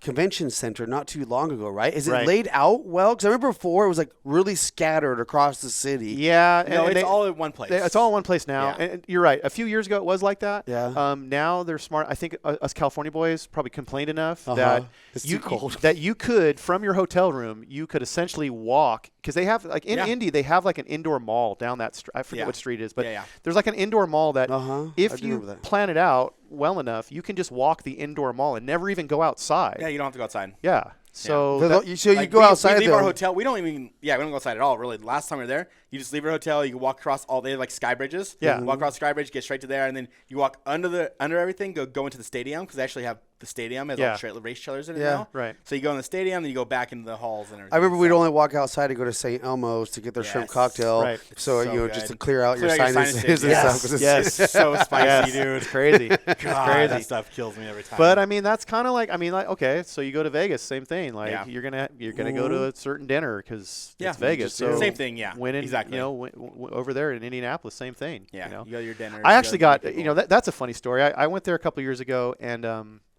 we went bar hopping. Yeah. Of course, it's a Motley Crue type of group that goes Yeah. down this place. And You ever gone to the college town that's not too far from yeah, there? that's where we kind of Okay. mentioned we made our way Yeah, down the into. way. And so I didn't know this. I didn't know. I'm a big Ice-T fan. Okay. And this is the part of the Like the rapper? no. Well, him too. Ryan Pace. So he I didn't know what a John Daly drink was. Okay. Which, if anybody watching, it's basically an Arnold Palmer with vodka, which makes sense. 100%, That's who John right. Daly is, right? Yeah. I mean, he's so. I thought they were very tasty. Yeah. So I had too many of them. Too many. And we're partying, having a good time, and in the bars there, they close because the weather closes the bar. It's not does. it's not the time of day. It's just that it gets too damn cold that Yep. it's time for you to go Yeah. home. Mhm, please leave. So I told everybody, hey, look, it's last call. I'm gonna hit the bathroom. I'll see you later. So I go in the bathroom. There's this guy that's just hammered, and I'm kind of helping him. So I'm like, hey, Are you looking in the mirror at that point? no. Yeah, no. I'm just trying not to be him, right? And I'm like, hey, dude, like, where's your friends? I kind of corral this guy to his friends and shove them off. So they leave, and so now it's my time to go to the bathroom. So I go to the bathroom. I come out, and the bar is empty. It's black, and I'm watching the guy locking the door. No way. Like, And I'm like, hey, I'm- running over there. I'm banging on the guy's window, and the guy, he's got earphones on, his jacket, walking to his car, and I'm locked like, you inside? hey, because I'm locked into his place, right? Wow. And it wasn't, he got into his car and he said that he forgot something, got out, walked back and saw me banging. No but way. he would have drove off. I would have been locked in this guy's bar All night. all night. Just drinking John Daly's. Well, no, and that was, so the guy I guess said, it's worst places to be locked no, into. that's the guy said. He goes, man, I'm lucky that I got you out. I go, is it luck or I would have just continued to have a good time. Turn the radio back on. I don't have to pay. I don't have to put things in the jukebox. I can Little just one-man listen. party. Yeah, one man party. So yeah, That sounds like a PRI story for sure. yeah. And of course too, then all my buddies that I was with, I'm like, you guys are all jerks. Like Yeah, all you left you. all left me, and they're like, we were cold, and Yeah. I'm like, Were they in the car waiting for you, or they drove, they left. They left. How'd And you get home? Uber. Taxi? Uber, yeah. And I'm like, really? I'm like, so you guys just flat out. I'm like, All right, okay, cool. so I know not I to know how it is travel with. now. Yeah, Sick. no Not travel waiting with for you guys. Yeah, right. Yeah. Right. You're like, so tonight, guys, I'm gonna drive us all to Yeah, the bar, right. and I'm gonna And leave all your message. I'm gonna drive you all to Canada. Yeah. It's right there. Yeah. oh, shit. So Incredible, man. crazy. It's crazy. There's Cool. some awesome stories in the industry, man. There always is. Especially Yep. these events. Yep. It's really cool. Oh, I mean, there's so many stories that everybody has. I mean, every single would bring new stories, new adventures. For sure. Yeah. And I mean, as much as you hate, like now that I don't want to say we're old, but as you go, you're like, that's not the scene I want. But it turns into that, and then you have like that what we call Oh, you're miserable. the type 2 fun. Yeah. Yeah. Where you like did have a good time. At the time, though, you're like, oh. at the moment you're like, this is horrible. I can't believe we're doing this. How do we get ourselves into this situation? Yeah. And the next day, it's all you talk about. Yeah. Like you just laugh about it. Yeah. Oh, last night when so-and-so did this or this and that, and yeah. I mean, you guys, I had one SEMA. Our friend Pincushion. I'm sure you guys have you mentioned him on the show at all? No. No. Okay. So Pincushion is a guy. He's an event promoter, Okay. and he's done a lot of stuff before with Hard Rock Cafe. Or, I'm sorry, Hard Rock Hotel. Yeah. Also the Palms. And he runs nightclubs is what Yeah, he does. okay. But he's also a car guy. Does car building stuff. Does a bunch Yeah. of stuff. He's originally from Phoenix and does a bunch Is that of stuff. Penn did it? Exactly. Oh, no, Penn, yeah. Okay. Penn's great. So Pin has. Pincushion. I know, right? No, that's because he had a bunch of crap in his. No, it's hilarious. Yeah. So Pin was the guy that he was putting on an event, and he was putting on an event. I think that time at the Hard Rock Hotel. God, I can't remember. Anyways, Probably Hard Rock. Probably Hard Rock. Wasted space. Right, totally. And he decided to have Everlast, the performer, play that. Yeah. So our friend Jay LaRosa was actually going through a bout of cancer at that time, but was in remission, and it was kind of the first time that he had ever came back out, right? So he was kind of frail and, but getting better. Yeah. So that being the case, we wanted to get him a good place to sit, not really around a lot of people, but where he could see and, still hang out. So, of course, those clubs, they turn into a packed house. Mm-hmm. It's not like you're not going to kind of like, it's There's not no elbow to social elbow. distancing. It's body to body. And, people, of course, they get excited when the music's on and they kind of start pushing around. So I'm trying to kind of protect my buddy Jay. Yeah. And, kind of doing the whole, like, almost like the mosh pit thing, like kind of like, Push 'em protecting. off. And some guy keeps kind of like pushing me from the back. And I'm turning around, I'm looking, and I'm like, knock it off, man. Like, who's doing that? And so finally I turn around and look, and there's this guy about my height that's, bald guy. And I kind of look at him like, hey, dude, slow the fuck down. Like, I pushed him back, slow the hell down. The guy's, oh, no, my bad, dude, my bad. So then, of course, like, a couple seconds later, he bumps his drink on me and pours his drink on me, right? God. So I turn around, I'm pissed, and the guy's like, hands up, dude, my bad, I'm so sorry, let me get you a drink. And like, I mean, he was a good guy, right? Yeah. So I'm like, whatever, and I told my buddy, I go, man, they better watch out what's going on. And of course, I'm trying to be tough guy, right? Yeah. And so Because we know he was a tough guy. yeah, right. So I go into the bathroom, and I'm walking out of the bathroom, and the same bald head guy, like we bump shoulders. No way. And I'm like, dude, and I even told him, like, dude, slow down, dude. Look at what we were doing. The guy's like, man, I'm sorry, dude. Like, so sorry.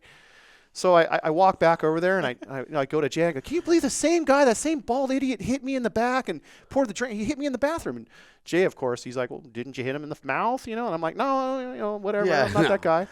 So my buddy Tom McWeeny again walks back over, and he goes, dude, you guys see Dana White in the bathroom? No way. And I go, who the hell's Dana White, right? Because, again, I don't Yeah. you guys, I'm so far removed Yeah. from this Yeah. shit, right? Yeah. And so he goes, he's like, that guy. And he points to him. And I go, the bald guy that keeps hitting me? That's is Dana Dana White? White? And he's like, yeah. And I'm like, oh, my God. So Starting shit with Dana White. So at that point, did you go over to him? no, so that was he walked over and he's like, hey guys, I'm sorry, and I'm like, because now the music's down and Yeah. everything, And I'm like, hey, man, I apologize, dude. My buddy here, he's just out of remission of cancer, you know, this kind of thing. We're just trying to have it. He's like, no, totally. Let's get some drinks. You know, this coolest guy ever. Shut up. Totally That's mellow. incredible, dude. What a rad story. And I'm just like, whatever. And then the other thing, Penn another party at the Palms. And this is when the Palms was a big thing. This is probably in the 90s. Uh-huh. Yeah. Palms just kind of opened up as the new thing. The Ghost Bar was the big deal. Oh, yeah. And you had to be on the list, right? Of course. So I'm like, Penn, am I on the list? He's like, of course you are, right? And so I didn't think anything of it. Yeah. I get to the Palms. There's this giant line to get in. So, of course, I'm Awesome. VIP, right? Yeah. I roll up to the front. I'm like, I'm on the list. And the guy's like, you're not on the list. I'm like, I'm on the list. I'm telling you, I know Penn. The guy's like, I don't know Penn. You're not on the list. You need to go, right?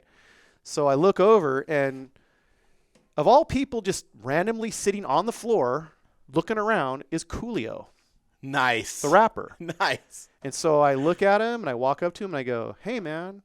I said, are you going inside? He goes, I'm trying. And I said, I know somebody. Don't worry about this. I turn around. I go to the other bouncer, and I said, hey, listen, man, I got Coolio over there, and he knows he's not on the list, but I know the promoter, and the promoter would like to have him in the club, you know, so it'd be good if we get Coolio upstairs in the club. Yeah. And the guy's like, yeah, sure. Yeah, guys, come through. No way. Shut up. Working it. So I get up, and I walk in there, and we are in the club, and Coolio's like, you know, where are you guys from? And, you know, L.A. You know, so, and we ended up we knew somebody. That's awesome. Knew different people. Yeah, so, mutual friends. So we're hanging out and partying, and he's like, so what are you guys here for? And we're like, the SEMA show. He goes, oh, man, I've been trying to get in that all, you know, that's what I'm here for, but I can't get in. I'm like, let me see what I got you there, too. I got you again. So the next morning, I get up, I take Coolio to the SEMA show, and I get him a pass. And No way. I'm walking around with Coolio, and the funniest thing about it was I'm like doing business, like talking to people. Yeah. What's your next project? What are you working on? And Yeah. and as I'm talking to somebody, they keep doing the like leaning over the That shoulder, Coolio? like, Like, you have Coolio with you? and that's so a few guys are like, hey man, is that Coolio? And I'm like, yeah, that's him. Yeah, that's him. And they're like, what are you doing with him? And I said, man, we've been hanging out for a few days. We're tight. We're good friends, man. Well, no, I mean, like at that this. point, he had just hung out with us. That's He awesome, just like, man. where are you guys going next? We're going to dinner. Let's go to dinner. Where are we going next? Where are you going next? We're going to the club. We're going to the club. So does he get one of your Christmas cards now?